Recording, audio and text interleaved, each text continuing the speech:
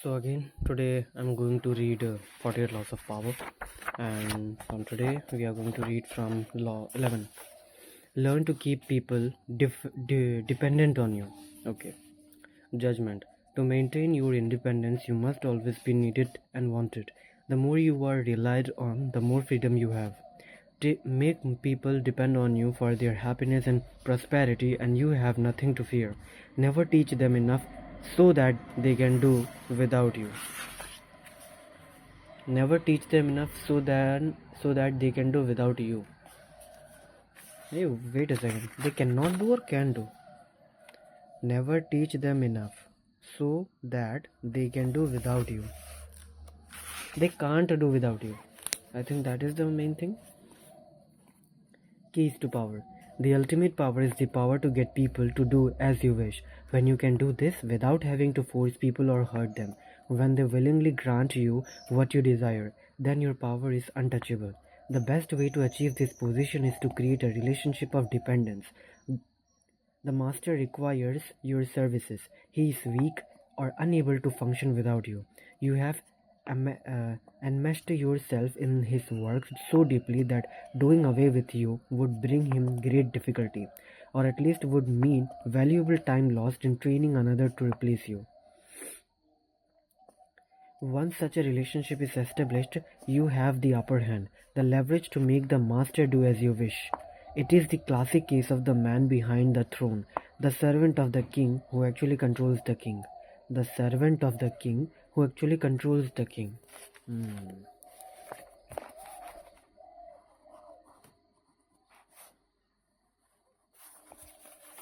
Do not be one of the many who mistakenly believe that the ultimate form of power is independence. Power involves a relationship between people. You will always need it. You will always need others as allies, pawns, or even as weak masters who serve as your front. If you create no need for yourself, then you will be done away with at first opportunity. Someone younger, fresher, less expensive, less threatening will replace you. Do not take such a chance. Okay. If you create no need for yourself, then you will be done away with at the first opportunity. Someone younger, fresher, less expensive, less threatening will replace you. Do not take such a chance. Make others dependent on you. To get rid of you might spell disaster, and your master dares not tempt fate by finding out. There are many ways to obtain such a position. Foremost among them is to possess a talent and creative skill that simply cannot be replaced. Okay. There are many ways to obtain such a position.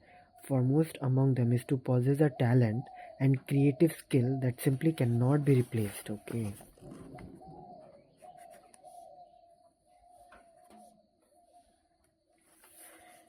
You do not have to be a genius. You do have to have a skill that sets you apart from the crowd. You should create a situation in which you can always latch on the another master on or patron, but your master cannot easily find another servant with your particular talent. Okay.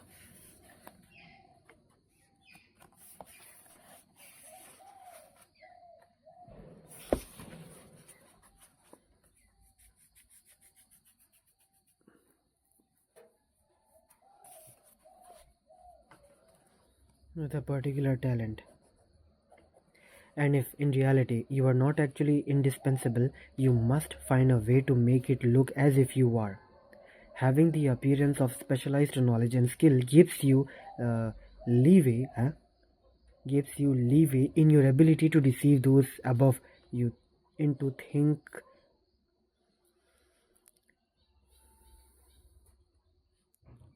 Having the appearance of specialized knowledge and skill gives you leeway in your ability to deceive those above you into thinking they cannot do without you.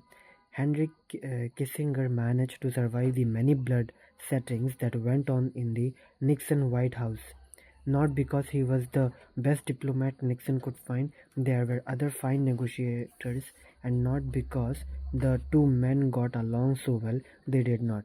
Nor did they share their beliefs and politics.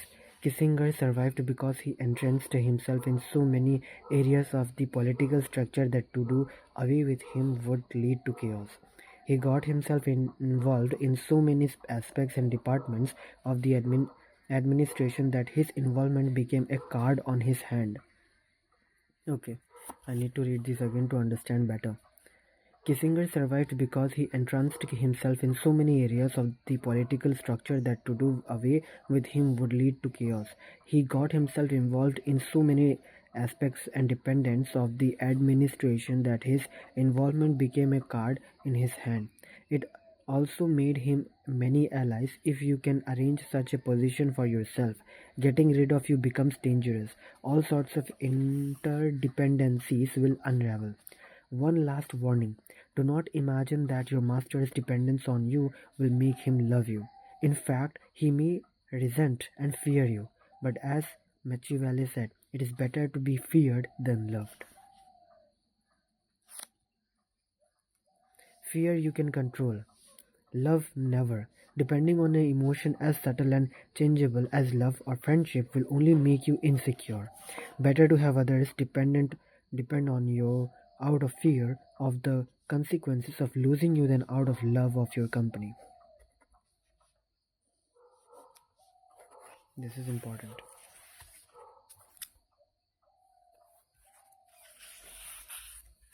Image: vines with many thorns. Below the roots grow deep, and wide above the vines push through bushes entwine themselves around trees and poles and window ledges. To get rid of them would cost such toil and blood.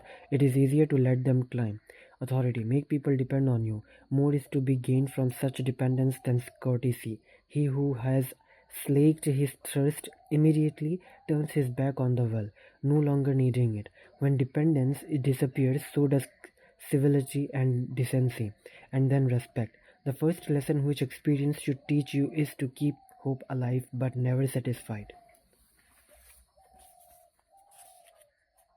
Keep hope alive but never satisfied, keeping even a royal patron ever in need of you. Baltasar Garcian, 1601 to 1658. Lawton. Infection: avoid the unhappy and unlucky. Judgment: you can die from someone else's misery. Emotional states are as infectious as diseases. You may feel you are helping the drowning man, but you are only pre- mm, precip- precipitating your own disaster. The unfortunate sometimes draw misfortune on themselves. They will also draw it on you. Associate with the happy and fortunate instead. Those misfortunates among us who have been brought down by circumstances beyond their control deserve all the help and sympathy we can give them. But there are others who are not born to misfortune or unhappiness, but who draw it upon themselves by their destructive actions and unsetting effect on others. It would be a great thing if we could raise them up, change their patterns, but more often than not, it is their patterns that end up getting inside and changing us. The reason is simple: humans are extremely susceptible to the moods, emotions, and the ways of thinking of those with whom they spend their time. Obviously, this is true.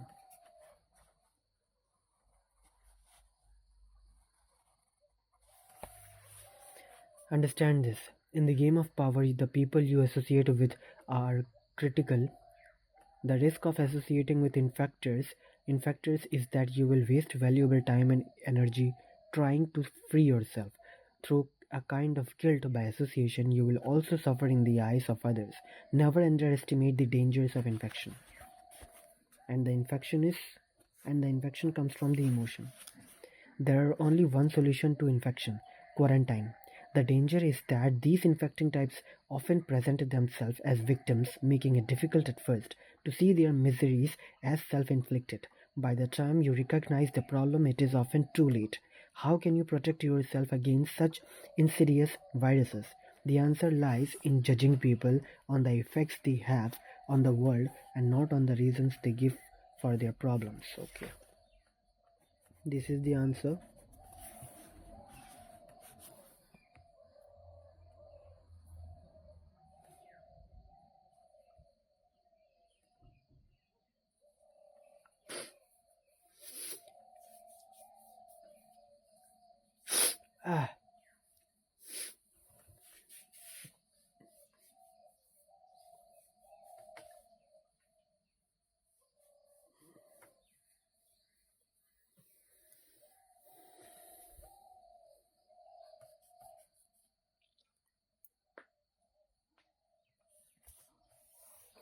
The answer lies in judging people on the effects they have on the world and not on the reasons they give for their problems.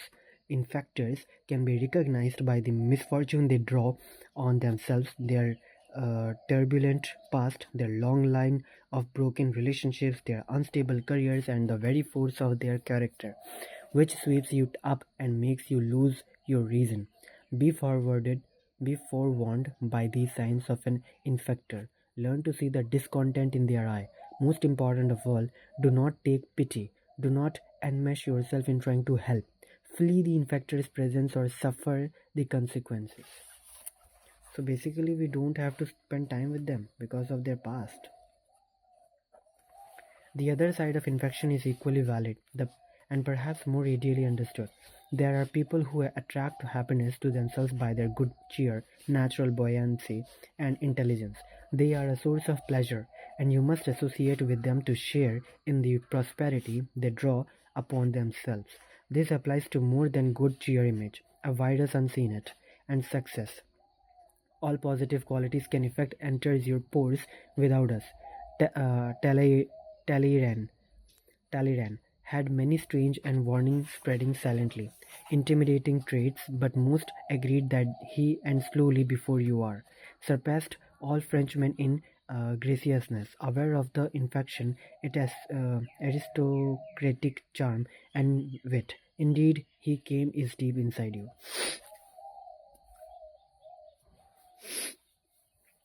From one of the oldest noble families in the country, and despite his beliefs in democracy and the French Republic, he retained his courtly manners. His contemporary Napoleon was in many ways the opposite, a peasant from Corsica, taciturn and ungracious, even violent. There was no one Napoleon admired more than Talleyrand, and as best he could, he kept Talleyrand around him, hoping to soak up the culture he lacked. There is no doubt Napoleon changed as his rule continued. Many of the rough edges were smoothed by his constant association with Talleyrand. Use the positive side of this emotional osmosis to advantage. If, for example, you are miserly by nature, associate with the generous and they will infect you, opening up everything that is tight and restricted in you. If you are gloomy, gravitate to the cheerful. If you are prone to isolation, force yourself to best befriend the gregarious. Never associate with those who share your defects.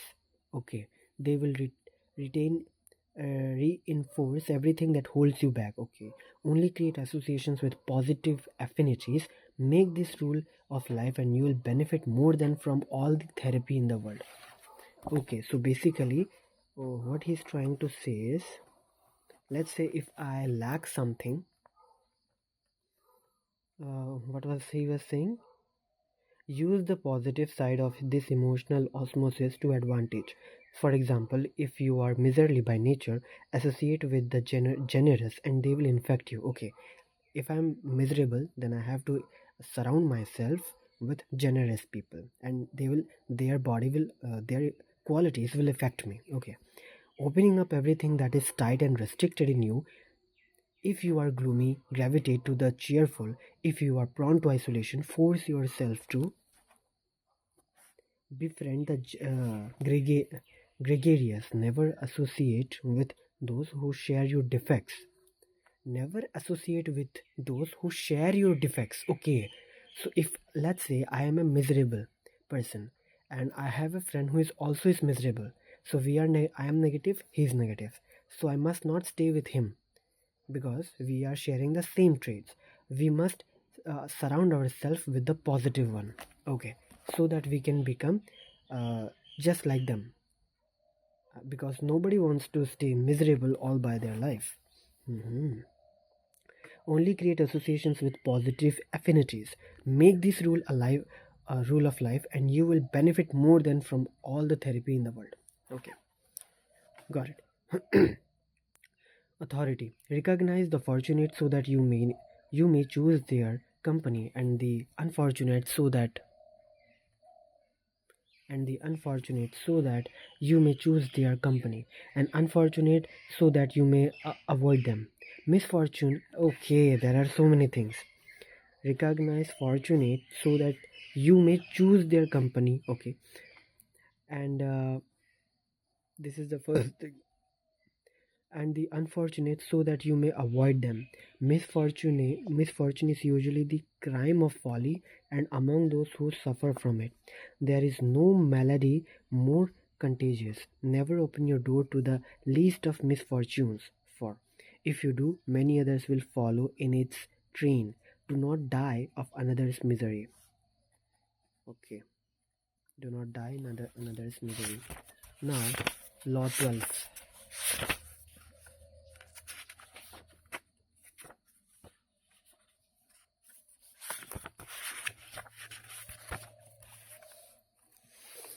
Law 12. Use selective honesty and generosity to disarm your victim. Selective honesty. This is something new. In school, people teach us, our teachers teach us that honesty is the best policy, but this book is teaching me that use selective honesty is the best policy, because not everything needs to be told, or not everything is to be told by truth to your loved ones. Okay.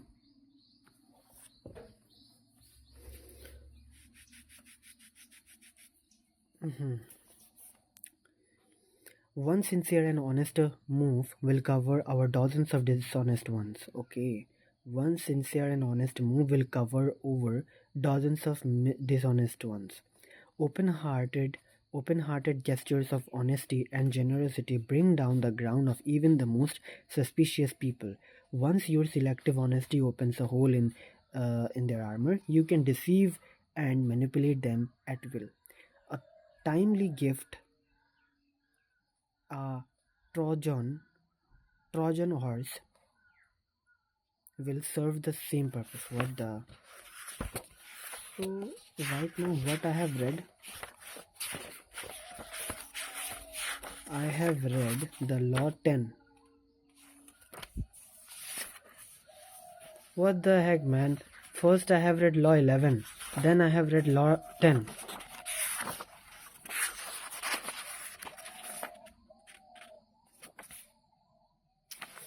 Why is this printing mistake? So yesterday I have read from 9 till 9. So I have read today 10, 11, again 13, 12, 13 and 14. Today I have to read this.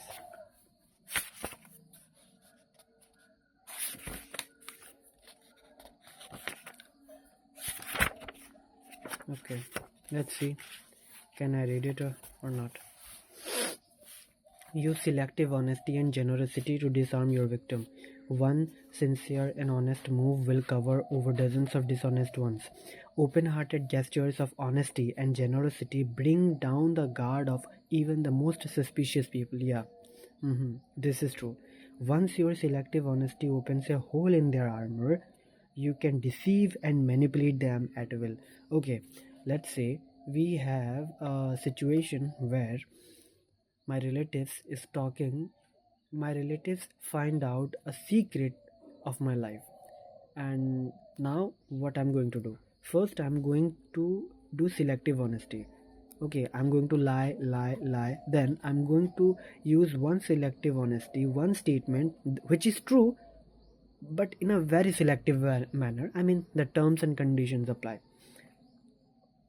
So I have told them dishonesty, and now they have let their guard down. So now what I can do, since I have lied 3 times but applied in at the fourth time I have applied selective honesty. Now they have let their guard down. Now I can manipulate, because now I have find out a hole. I have created a hole in their mind that yes, this person is saying the truth, but I know that I am saying only selective honesty. Okay. Once your selective honesty opens a hole in their armor, you can deceive and manipulate them at will. Okay. A timely gift, a Trojan horse, will serve the same purpose. I didn't understand this, but okay. Trojan horse, I think it's a horse breed name, maybe.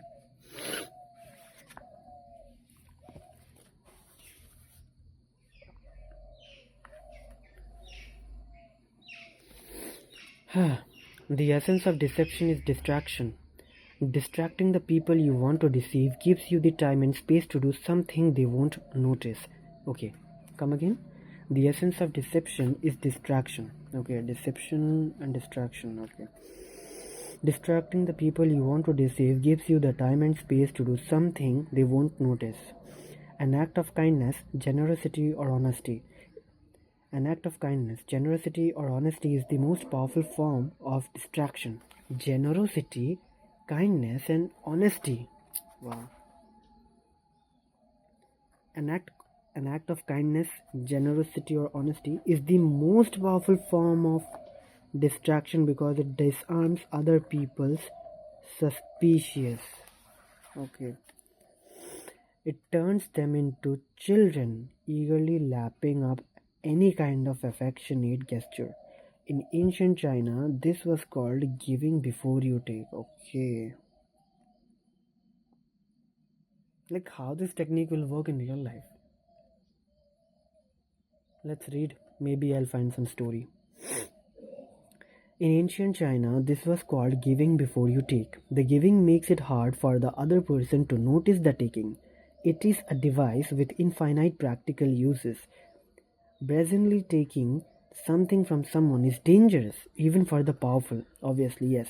You can't take anything from someone. The victim will plot revenge. Obviously, it is also dangerous simply to ask for what you need, no matter how politely. Unless the other person sees some gain for themselves, they may come to resent your neediness. Learn to give before you take. Okay, so this is the main lesson. It softens the ground, takes the bite out of a future request, or simply creates a distraction. And the giving can take many forms: an actual gift, a generous act, a kind of favor, an honest admission, whatever it takes. Okay, so first, give the people. Okay, let's say I'm a salesperson and there is a person coming from the park and I want to sell my products to him so that I can earn a living. But that person didn't want me didn't want to give his money to me because he worked for it, that money. He worked hard for that money to earn it. So now what I can do, I can offer a free thing to that person, and in return, first I'm giving him. Okay, so what I can do, let's say I'm a salesperson and I'm selling this pen. Okay, so what I can do first, if I need to create a situation where that person needs to use this pen. Like how this gonna work? Do I need to plan? Let's say I have hired a person and I told him that go to that person and ask for an address and write it down, and I want that address in a piece of paper. Uh, let's suppose that person, that client, our customer didn't have any pen and we are standing with pens, and we have hired a person who is going to ask for an address, and I told him I want the address in the piece of paper. So I'm going to pay him 30% of my earnings, whatever I'm going to earn. So that way, first what I'm doing, no yaar, this is not going to work because giving and taking is something different. In this story, what I have understood is that it's only me and the customer. Oh my god, how can I do it, man? I mean, giving and taking is a mutual thing. And if I want to sell anything, if I need to hire a person who can do the selling for me to create a situation, I don't think so. I'm a very good manipulator or very good a salesperson because it's me who is the salesperson, not the other one. Or he can, I think, you know, take my job. So, what I can do? Whatever, let's read. Learn to give before you take. It softens the ground, takes the bite out of a future request, or simply creates a distraction. And the giving can take many forms: an actual gift, a generous act, a kind favor, an honest admission, whatever it takes. Selective honesty is best employed on your first encounter with someone. We are all creatures of habit, and our first impressions last a long time. If someone believed you were honest at the start of your relationship, it takes a lot to convince them otherwise. Uh, if someone believe you're honest at the start of your relationship, it takes a lot to convince them otherwise. This gives you a room to maneuver. Okay. A single act of honesty is often not enough. What is required is a reputation. A single act of honesty is not enough. What is required is a reputation for honesty built on a series of acts, but these can be quite inconsequential. Once this reputation is established, as with first impressions, it is hard to shake. In ancient China, Duke Wu of Cheng decided it was time to take over the increasingly powerful kingdom of Hu. Telling no one of his plan, he married his daughter to Hu's ruler. Daughter to Hu's ruler. He then called a council and asked his ministers, I am considering a military campaign. Which country should we invade?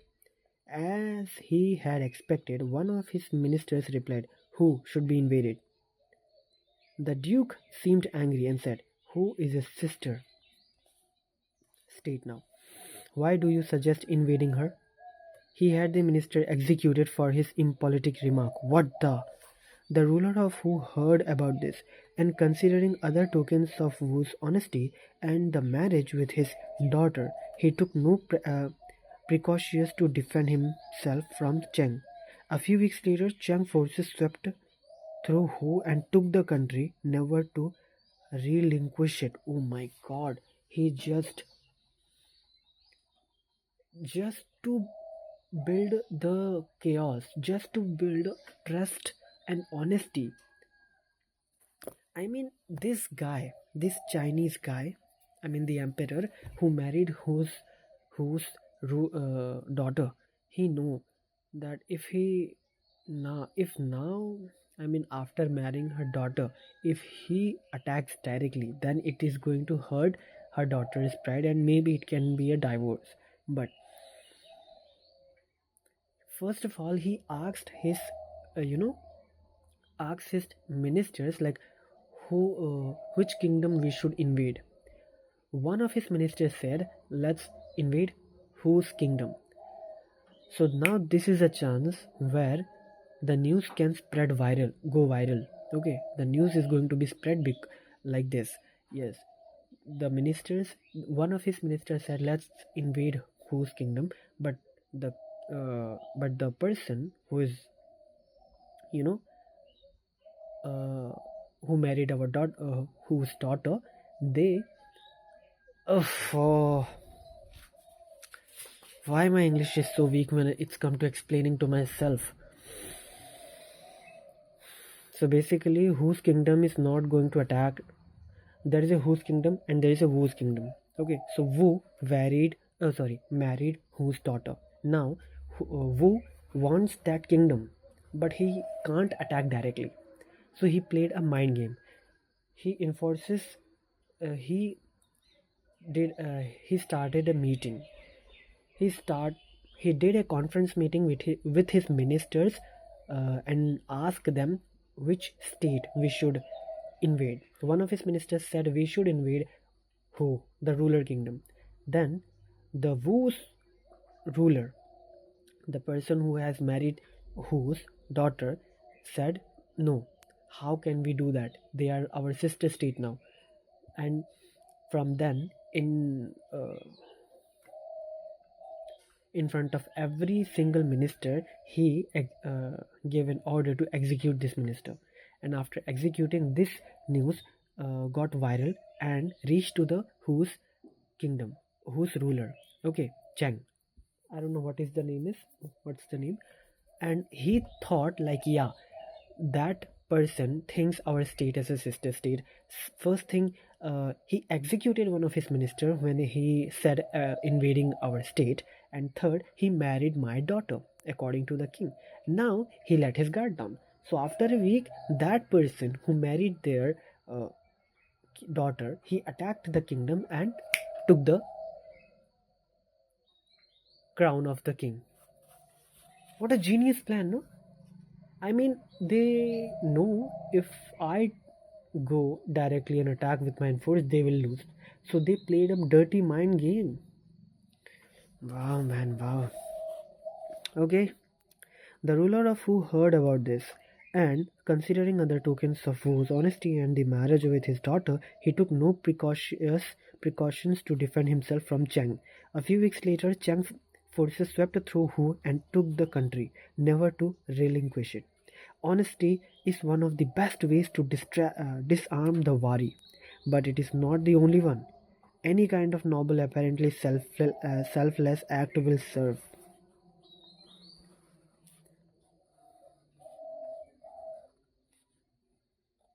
Perhaps the best such act, though, is one of generosity. Few people can resist a gift even from the most hardened enemy, which is why it is often the perfect way to disarm people.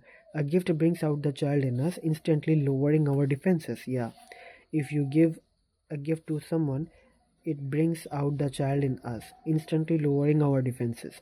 Although we often view other people's actions in the most cynical light, we rarely see the Machiavellian element of a gift, which quite often hides ulterior motives. A gift is the perfect object in which to hide a deceptive move. This tactic must be practiced with caution. If people see through it, they are disappointed.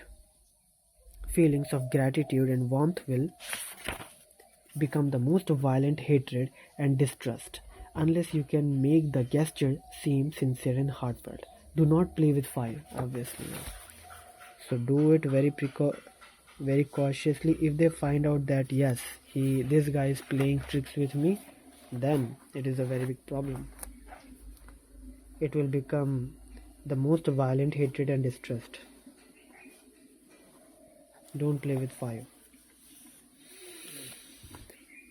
Image: the Trojan horse. Your guile is hidden inside a magnificent gift that proves irresistible to your opponent. The walls open once inside, wreak havoc. When Duke Heslin of Chin was about to raid you, he presented to them a jade and a team of horses. When Earl Chief was about to said you, he presented to them grand chariots. Hence the saying, when you are about to take, you should give. When you are about to take, you should give. Han Fengzu, Chinese philosopher, 3rd century BC.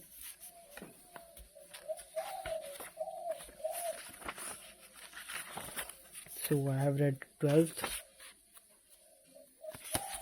13 law. Okay.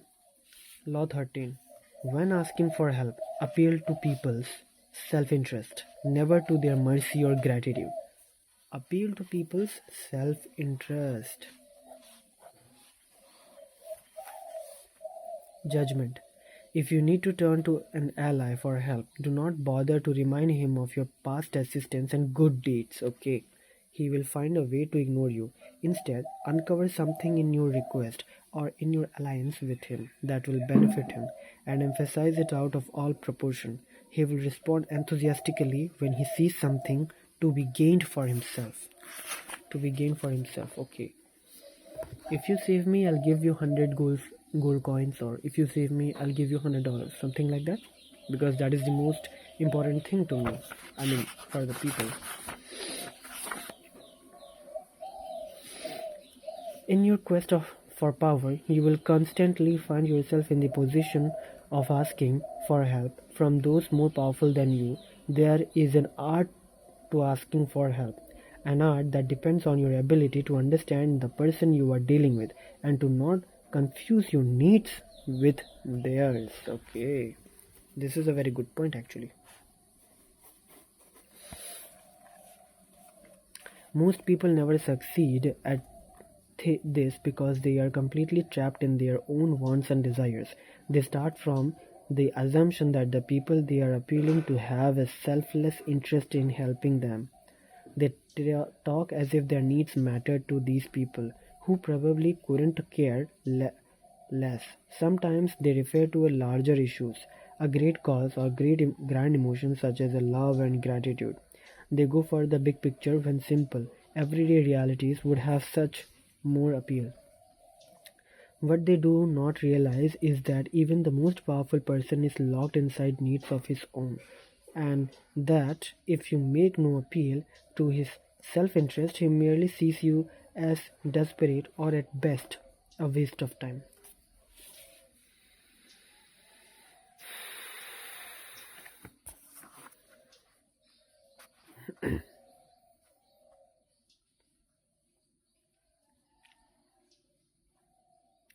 They go for the big picture when simple everyday realities would have such more appeal.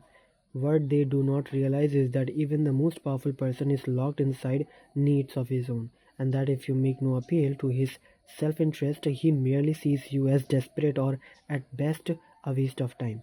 A key step in the process is to understand the other person's psychology. Okay, so I have to understand the other person's psychology. Is he vain? What is the meaning of vain?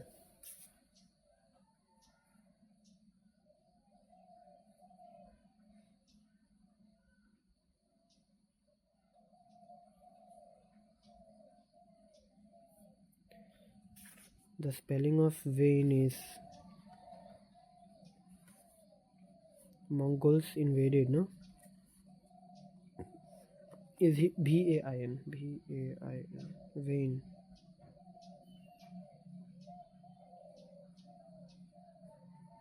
Vain meaning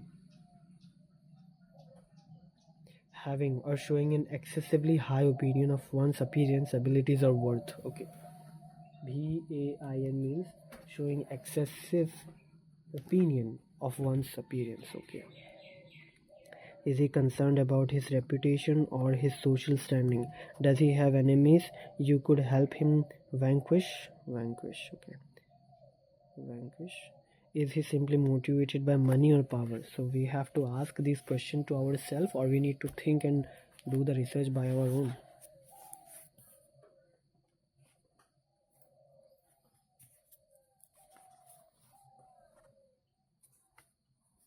When the Mongols, okay, invaded China in the 12th century, they threatened to obliterate a culture that had thrived for over 2000 years. Their leader, Genghis Khan, Genghis Khan saw nothing in China but a country that lacked pasturing for his horses, and he decided to destroy the place, leveling all his cities, for it would be better to exterminate the Chinese and let the grass grow. It was not a soldier, a general, or a king who saved the Chinese from devastation, but a man named Yelu Chu's Eye. A foreigner himself, Chu'u'tis had come to appreciate the superiority of Chinese culture. He managed to make himself a trusted advisor of Genghis Khan and persuaded him that he would keep reap riches out of the place if instead of destroying it, he simply taxed everyone who lived there. Khan saw the wisdom in this and did as Chutais advised. So tax was there also. So they need to pay the taxes if they want to live here. Hmm. When Khan took the city of Kaifeng after a long siege and decided to massacre its inhabitants as he had in other cities that had resisted him, Chu's Eye told him that the finest craftsmen and engineers in China had fled to Kaifeng and it would be better to put them to use. Kaifeng was spared. Never before had Genghis Khan shown such mercy, but then it really wasn't mercy that saved Kaifeng. Chutsais knew Khan well. He was a barbaric peasant who cared nothing for culture, or indeed uh, for anything other than warfare and practical reasons. Chutsai choose to appeal to the only emotion that would work on such a man, and that is greed. Okay, so first we have to understand about the our opponent's psychology is that identify by which emotion he is driven. That's why he's asking the questions like, is he motivated by money or power? Okay, is he vain? Is he vain or not? Okay, is he concerned about his reputation or his social standing? But Genghis Khan, he doesn't even give a shit to his reputation, his reputation, and what was it? His culture. Okay, so he is just greedy. Okay, self-interest is the lever that will move people. Self-interest. We must be interested in the people. Once you make them see how you can in some way meet their needs or advance their cause, their resistance to your request for help will magically fall away. Okay, so first identify the emotion. Genghis Khan is greedy. Greedy for which thing? He is greedy for money and apparently for power. So when he heard that there are most people living here, we tax them. So you can do the same. Just acquire this and acquire this Chinese place or acquire China and tax every one of them. So no need to wipe out the China. Okay. So they did this. Okay. Self-interest is the lever that will move people. Once you make them see how you can in some way meet their needs or advance their cause, their resistance to your request for help will magically fall away.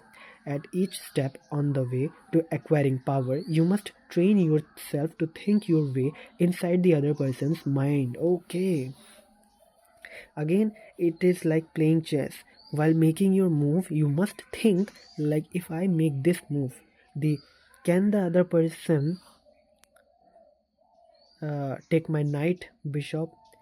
Can if I make this move, is the opponent have the opportunity to take my knight, bishop, king, queen, everything?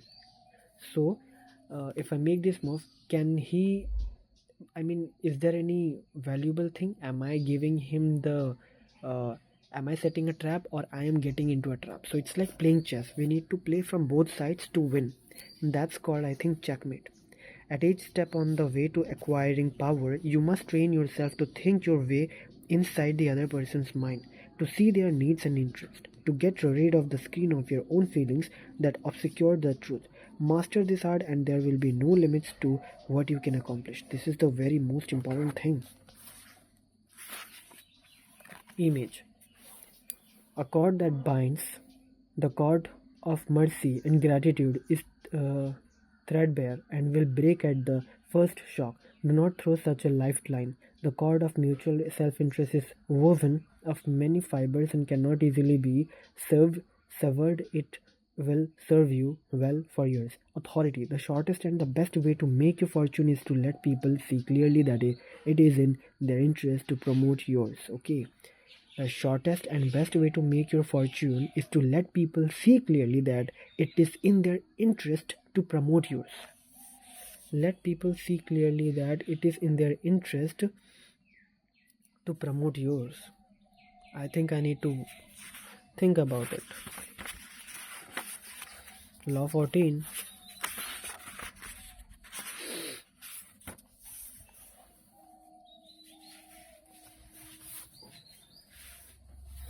Law 14. Pose as a friend, work as a spy. Wow. Judgment. Knowing about your rival is critical. Use spies to gather valuable information that will keep you a step ahead. Better still, play the spy yourself. In polite social encounters, learn to probe. Ask indirect questions to get people to reveal their weaknesses and intentions. Okay, ask indirect questions. There is no occasion that is not an opportunity for artful spying. My god. This book is very dangerous. Now I know why it's banned. This author has really done some, quite research before me writing this book.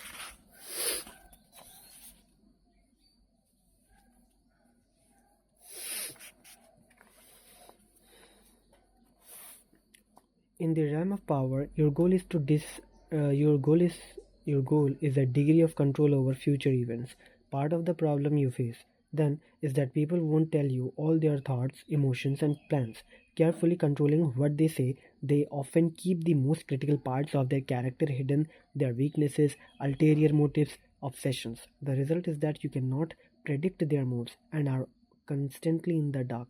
The trick is to find a way to prove them, to find out their secrets and hidden intentions, without letting them know what you are up to. This is not as difficult as you might think. A friendly front a friendly front will let you secretly gather information on friends and enemies alike. Let others consult the horoscope or read tarot cards. You have more concrete means of seeing into the future.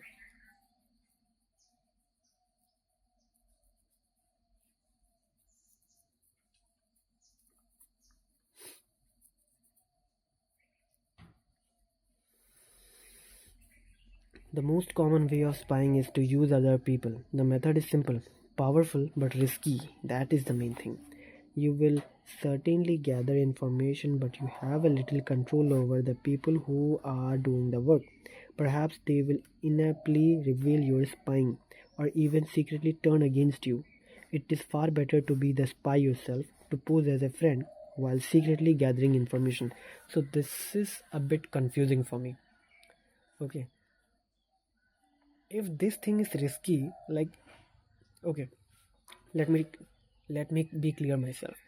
So we have to pretend that I am the friend of him, but I need to ask indirect questions in a way that can help me to know their hidden emotions and thoughts. But it is risky also. The French politician Talleyrand was one of the greatest practitioners of this art. He had an uncanny ability to warn secrets out of people in polite conversation. Throughout Talleyrand's life, people said he was a superb conversationalist, yet they actually said very little. He never talked about his own ideas. He got others to reveal theirs. He would blurt out what seemed to be a secret, actually something he had made up, then watch his listeners' reactions. During social gatherings and innocuous encounters, pay attention. This is when people's guards are down. Huh? During social gatherings and encounters, pay attention. This is when people's guards are down. By getting people to talk, you can make them reveal things. The brilliance of their maneuver is that they will mistake by your interest in them or friendship, so that you not only learn but you also make allies. Nevertheless, you should practice this tactic with caution and care. If people begin to suspect you are worming secrets out of them under the cover of conversation, they will strictly avoid you. Yes, it is true. So, we must create an illusion that the other person must think that yes, I am a very good conversationalist. Okay, and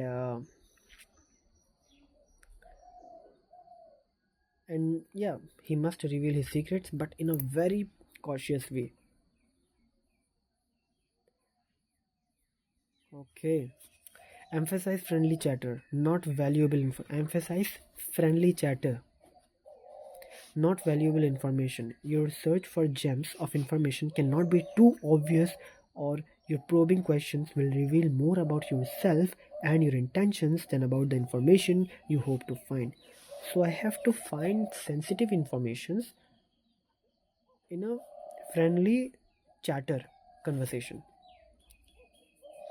It is like Chase Hughes said in the podcast of The Diary of a CEO, if you want more sensitive information, ask less questions.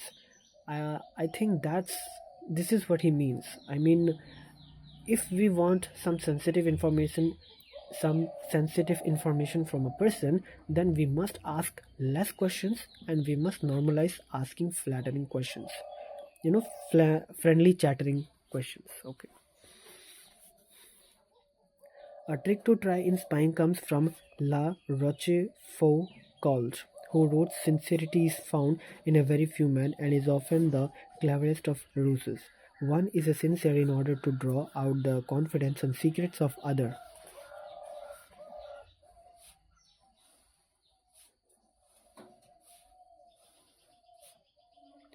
By pretending to bare your heart to another person, in other words, you make them more likely to reveal their own secrets. By pretending to bare your heart to another person, in other words, you make them more likely to reveal their own secrets.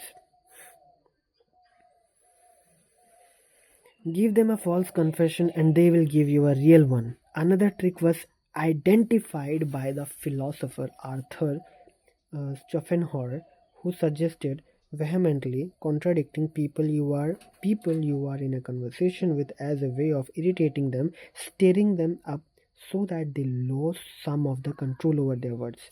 Stirring them, okay.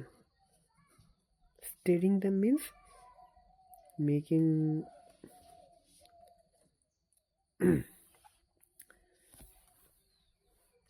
people you are in conversation with as a way of irritating them, stirring them up. Stirring them up means, I think, according to me, it is like do a little bit of appreciation of that person, any kind of appreciation. Stirring them up so that they lose some of the control over their words. In their emotional reaction, they will reveal all kinds of truths about themselves, truths you can later use against them. Okay. Image, the third eye of the spy. In the land of the two-eyed, the third eye gives you the omniscience of a god. You see farther than others and you see deeper into them. Nobody is safe from eye about you. Nobody is safe from the eye but you. Now the reason a brilliant sovereign and a wise general conquer the enemy whenever they move and their achievements surpass those of ordinary men is their foreknowledge of the enemy situation. This foreknowledge cannot be elicited from spirits, nor from gods, nor by analogy with past events, nor by astrologic calculations. It must be obtained from men who knew the enemy situation from spies. Sun Tzu, The Art of War, 4th century. Bro, The Art of War, I think this is Robert Greene's art. Okay, this is mastery, this is art of seduction, laws of human nature.